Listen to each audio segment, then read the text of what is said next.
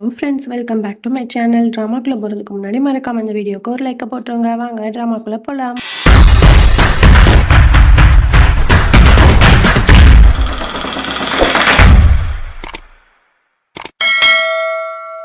Starting சீனில் நம்ம ரதன் சிங்கையும் மீசக்காரனையும் தான் காட்டுறாங்க. 2 பேரும் ட்ரிங்க்ஸ் அடிக்கிறதுக்காக வந்திருப்பாங்க. உடனே ரதன் சிங் எதிரே இல்லை அங்கிள், நல்லா குடிக்க மாட்டேன், நீங்கள் வேணால் ட்ரிங்க்ஸ் பண்ணிக்கோங்க அப்படிங்கிற மாதிரி சொல்லுவான். அதுக்கப்புறம் ரதன் சிங் வந்துட்டு ரூமுக்கு வந்து அப்படியே குடிச்சிட்டு போதையில் வர மாதிரியே வருவான். ஆனால் வந்து பார்த்தா தியா வந்து பயங்கரமாக தூங்கிடுவான். உடனே ரதன் சிங் வந்துட்டு தியாவை கிட்ட போய் பார்த்துட்டு அவளை தூக்கிட்டு வந்து பெட்டில் போட்டு தூங்க வச்சிருவான்.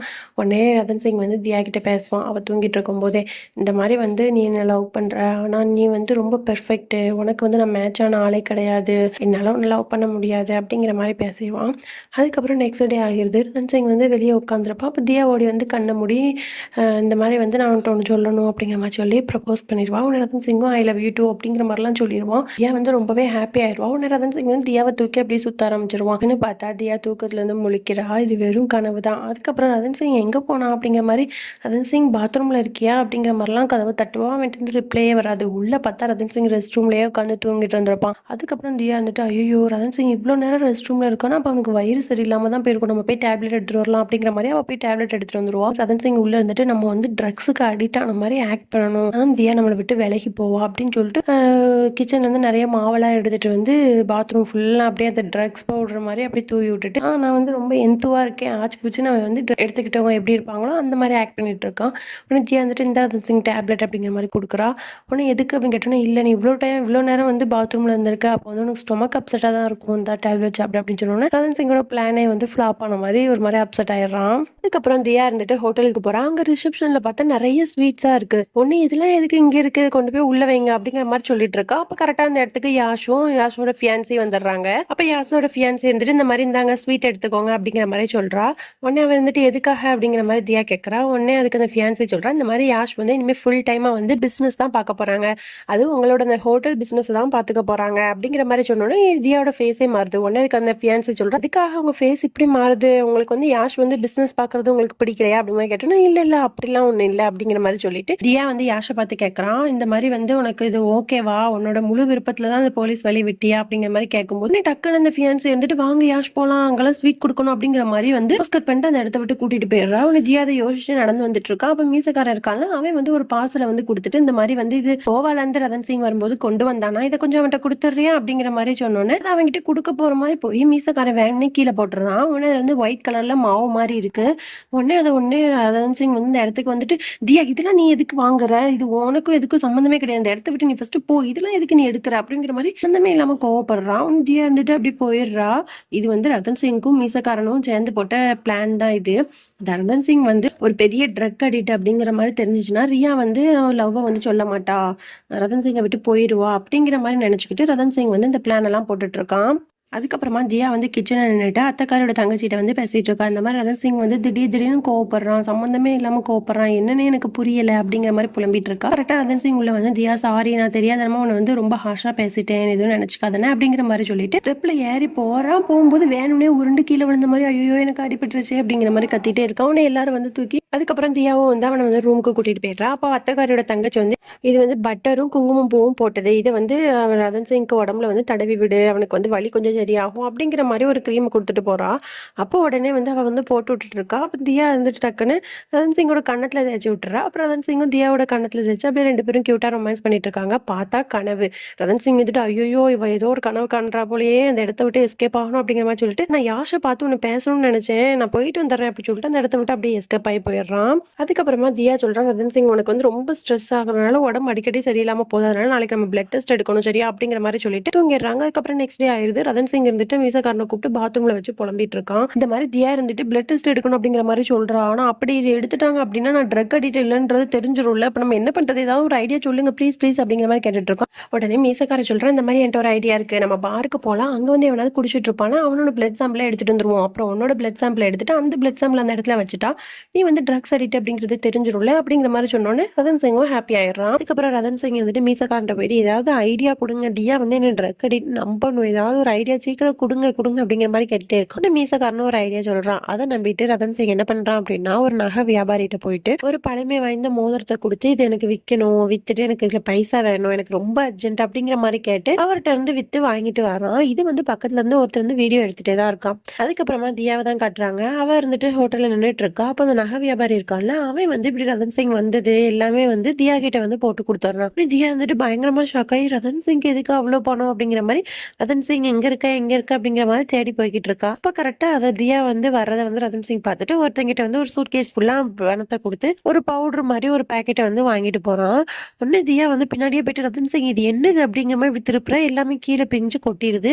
தியா நீ எதுக்கு இதுல தலையிடுற, உனக்கு கொஞ்சமாவது அறிவு இருக்கா, இது எனக்கு எவ்வளவு முக்கியம் தெரியுமா, இது இல்லாம என்னால இருக்கவே முடியாது தியா அப்படிங்கிற மாதிரி ஒரு மாதிரி பைத்தியக்கார மாதிரி பேச ஆரம்பிச்சிடறான். உடனே தியா இருந்துட்டு இது என்னது ரதன் சிங் அப்படிங்கிற மாதிரி கேட்கறா. உடனே அதுக்கு இது ரதன் சிங் சொல்றான் இது வந்து ட்ரக்ஸ் பவுடர், உனக்கு தெரியுமா அப்படிங்கிற மாதிரி சொன்னோன்னா தியா வந்துட்டு பயங்கரமா ஷாக் ஆகி ரதன் சிங் இது உடம்புக்கு எவ்வளவு கேடு தெரியுமா, இது வந்து இந்த ஜெனரேஷனே அழிச்சிரும், நீ ஏன் இப்படி பண்ணிட்டு இருக்க அப்படி இப்படின்னு கேட்டோன்னே அம்மா நீ தான் என்னை லவ் பண்றேன்னு சொல்றல, அதனால தாங்கிக்க முடியல, அதனாலதான் நான் இதுக்கு அடிக்ட் ஆயிட்டேன் அப்படிங்கிற மாதிரி சொன்னோன்னு தியா வந்து அப்படியே ஷாக் ஆகி பார்த்துட்டு இருக்கா.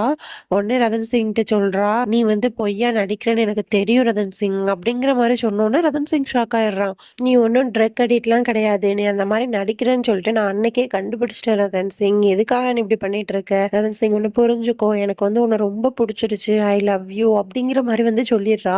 உடனே ரதன் சிங் வந்துட்டு தியா இல்ல தியா நமக்கு செட் ஆகாது, நீ வந்து ரொம்பவே பெர்ஃபெக்டான பொண்ணு, நான் அப்படி கிடையாது, என்னால வந்து உன்னை வந்து ஒழுங்கா பார்த்துக்க முடியாது, ஒரு பெர்ஃபெக்டான ஹஸ்பண்டா இருக்க முடியாது, நம்ம ரெண்டு பேருக்கும் சுத்தமா செட்டே ஆகாது அப்படிங்கிற மாதிரி சொல்லிடுறா. உடனே அவன் மனசே வந்து அப்படியே உடஞ்சு போயிருது. இருந்தாலும் ஓகே ரதன் சிங் அப்படிங்கிற மாதிரி அவன் முன்னாடி வந்து அக்செப்ட் பண்ணிக்கிட்ட மாதிரி ரொம்ப தைரியமா இருக்கிற மாதிரி இருந்துக்கிறா. அதுக்கப்புறம் தியா அப்படியே மனசு உடஞ்சிட்டே வீட்டுக்குள்ள போறா. பார்த்தா ஃபேமிலியில இருக்க எல்லாருமே இருக்காங்க. எல்லாருமே வந்து மெஹந்தி வச்சுட்டு இருக்காங்க. யாஷ்க்கும் யாஷோட ஃபியான்ஸேக்கும் கல்யாணம் வரதுல அதனால உடனே ஷேக்கா சொல்றா தியா நான் வந்து மெஹந்தி வச்சுட்டேன், மேல மொட்டை மாடியில வந்து விளக்குலாம் ஏத்திடுறியா, கொஞ்சம் மறந்துட்டேன் அப்படிங்கிற மாதிரி சொன்னோன்னா தியா ஓகே அப்படின்னு சொல்லிட்டு போய் விளக்குலாம் ஏத்திட்டு பயங்கரமா அழுதுட்டே இருக்கா. அப்போ அந்த இடத்துக்கு அத்தைக்காரோட தங்கச்சி வர என்னாச்சு அப்படிங்கிற மாதிரி கேட்டோன்னே ரதன் சிங் வந்து என்ன விரும்பலன்னு சொல்லிட்டான் அப்படிங்கிற மாதிரி சொல்லி அவளோட மடியிலே படுத்து ரொம்ப அழுதுகிட்டே இருக்கா. இது எல்லாத்தையுமே வந்து அத்தைக்காரியும் பார்த்துட்டு இருக்கா. அதுக்கப்புறம் அப்படியே ரதன் சிங்கை தான் காட்டுறாங்க. அவனுமே ரொம்ப ஃபீல் பண்ணிட்டு தியாவை நம்ம ரொம்ப கஷ்டப்படுத்திட்டோமோ, ஆனா எனக்கு வேற வழி தெரியலையே, ரொம்ப பெர்ஃபெக்டான பொண்ணு நமக்கு எப்படி செட் ஆவா அப்படிங்கிற மாதிரி அவனும் வந்து ரொம்ப லோன்லியா ஃபீல் பண்ணி ஆஃபீஸ்லயே உட்காந்துருக்கான். ஒன்னு தியா வந்துட்டு என்ன ரதன் சிங்கை காணும் அப்படிங்கிற மாதிரி சொல்லிட்டு ஆஃபீஸ்ல வந்து பாக்குறான். அவன் வந்து ஒரு ஓரமா உட்காந்துருக்கான். ஒன்னு வா நம்ம ரூமுக்கு போலாம் அப்படிங்கிற மாதிரி கூப்பிடும்போது இல்ல எனக்கு கொஞ்சம் வேலை இருக்கு அப்படிங்கிற மாதிரி சொல்லிட்டு லேப்டாப் ஓப்பன் பண்ணி வேலை பார்த்துட்டு இருக்கான். ஒன்னு தியா இருந்துகிட்டு நிறைய ஃப்ளவர்ஸ்லாம் இருக்கு, அதெல்லாம் பிச்சு போட்டுட்டே சாக்லேட் சாப்பிட்டுட்டே இருக்கா. ரதன் சிங் வந்துட்டு எதுக்காக இப்படி என் டேபிள வந்து இவ்வளவு அழுக்காக்கிட்டு இருக்க அப்படிங்கிற மாதிரி கேட்டோன்னே நீ வர வரைக்கும் நான் வெயிட் பண்ணிட்டு இருக்கேன் அப்படிங்கிற மாதிரி சொல்லி அவ குப்பையாக்கி போட்டுட்டே சாக்லேட்டும் சாப்பிட்டுட்டு இருக்கா. அதுக்கப்புறம் நெக்ஸ்ட் டே ஆகிடுது. ஃபங்க்ஷனுக்காக வந்து எல்லாரும் நின்றுட்டு இருக்காங்க. அப்போ அத்தைக்காரி வந்து பூஜை பண்ணி எல்லாருக்குமே வந்து கப்புள்ஸ்க்கு வந்து கோல்டு வளையல் வந்து கொடுக்குறா. ஒவ்வொருத்தரும் அவங்க ஹஸ்பண்ட் வந்து அவங்க ஒய்ஃப்க்கு போட்டு விடணும் அப்படிங்கிற மாதிரி சொல்லி அந்த ஃபங்க்ஷன் வந்து நடந்துட்டு இருக்கு. எல்லாருமே வந்து ஹாப்பியா இருக்காங்க. ரதன் சிங்கும் தியாவும் இதை வந்து மாடியில் நின்று அப்படியே பார்த்துட்டே இருக்காங்க. இப்போ உடனே தியாவோட அக்கா இருந்துட்டு தியாவும் ரதன் சிங்கும் ஏன் வரல அப்படிங்கிற மாதிரி அத்தைக்காரிட்ட கேட்டோன்னா அத்தைக்காரி சொல்றா அவங்க ரெண்டு பேருக்கும் முக்கியமா வந்து வேற ஒரு மீட்டிங் இருக்கு, அதனாலதான் வர முடியல அப்படிங்கிற மாதிரி சொல்லிடுறா. உடனே அதுக்கப்புறம் தியாவை தான் காட்டுறாங்க. அவ இருந்துட்டு ரெடி ஆயிட்டு ரதன் சிங்கோட கோட்டை வந்து அப்படியே கட்டி பிடிச்சு அணைச்சிட்டு இருக்கா. அதுக்கப்புறம் ரதன் சிங்கும் வந்துடுறா. ரதன் சிங்கும் தியாவும் கிளம்பி நேரா எங்கேயோ போறாங்க. அதுக்கப்புறம் அப்படியே யாஷோட ஃபியான்ஸே தான் காட்டுறாங்க. அவ பயங்கர ஹாப்பியா இருக்கா. எனக்கு கல்யாணம் ஆக போகுது, நான் நினைச்ச ட்ரீம் வெட்டிங் வந்து எனக்கு நடக்க போகுது அப்படிங்கிற மாதிரி ரொம்ப ஹாப்பியா கண்ணாடியை பத்தி பேசிட்டு இருக்கா. அப்ப அந்த இடத்துக்கு யாஷ் வரான். வந்தோடனே யாஷ் நமக்கு கல்யாணம் ஆக போகுது அப்படிங்கிற மாதிரி அவனை பிடிச்சி சுத்திட்டே ரொம்ப ஹாப்பியா இருக்கா.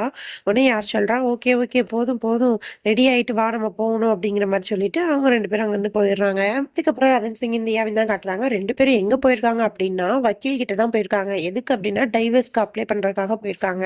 அப்போ ஃபார்ம் வாங்கி ஃபில் பண்ணிட்டு இருக்காங்க. அப்புறம் ரெண்டு பேரும் சைன் போடுற நேரத்துல கரெக்டா ரதன் சிங் வந்து ஒரு கால் வருது. உடனே ரதன் சிங் அதை கேட்டுட்டு ஷாக் ஆயிடுறான். அப்புறம் ரெண்டு பேருமே வீட்டுக்கு ஓடி வராங்க. ஓடி வந்து பார்த்தா எல்லாருமே வந்து பயங்கர சோகத்துல உட்காந்துருக்காங்க. உடனே என்னாச்சு என்னாச்சுன்னு ரெண்டு பேரும் கேக்குறாங்க. யாருமே எந்த பதிலுமே சொல்ல மாட்டாங்க. எல்லாருமே அமைதியா உட்காந்துருக்காங்க. அப்ப யாஷோட ஃபியான்ஸே வந்து இந்த மாதிரி எல்லாமே உங்களாலதான், என்னோட கல்யாணமே நின்னு போச்சு, யாருமே கல்யாணத்துக்கு வரமாட்டேன்னு சொல்லிட்டாங்க அப்படிங்கிற மாதிரி சொல்லிட்டு பயங்கரமா அழ ஆரம்பிக்கிறா. என்ன நடந்திருக்கும் அப்படின்னா ரதன் சிங் வந்து ஒரு மோதிரத்தை விற்க போனால அதை ஒருத்தர் வீடியோ எடுத்துட்டு போட்டிருப்பான்ல, அது வந்து ரொம்பவே இன்டர்நெட்ல வைரல் ஆயிருக்கும். அதனால யாஷோட கல்யாணத்துக்கு வரேன்னு சொன்ன நெறைய ராயல் ஃபேமிலிஸ், நெறைய ராஜாக்கள் குடும்பம்லாம் வரமாட்டேன்னு சொல்லியிருப்பாங்க. இந்த மாரி பழைய காலத்து பொருட்கள்லாம் நம்ம பாதுகாக்கணும். ஆனா அதே போய் ஒரு ராஜா விக்கிறாரு அப்டின்னா, அது எவ்ளோ பெரிய அவமானம் தெரியுமா ராஜ குடும்பத்துக்கு? அப்டிங்கிற மாரி சொல்லிட்டு யாருமே கல்யாணத்துக்கு வரமாட்டோம் அப்டிங்கிற மாரி சொல்லியிருப்பாங்க. அத யாஷோட ஃபியான்சி வந்து பயங்கரமா அழுதுட்டு இருக்கா. அப்ப உடனே யாஷ் வந்து யாஷோட ஃபியான்சிய கூப்ட்டு நெத்தில வந்து குங்குமத்த வச்சு விட்டுர்றான். அதுக்கப்புறம் ஆயுஷ கூப்ட்டு இந்த மாரி ஐயர வர சொல்லுங்க அப்டிங்கிற மாரி சொல்லி அந்த இடத்திலேயே வச்சு கல்யாணமும் பண்ணிடுறாங்க. ஓகே ஃபிரெண்ட்ஸ், இதோட நம்ம இந்த பார்ட்ட முடிச்சுக்கலாம். நாளைக்கு பார்க்கலாம். பாய்.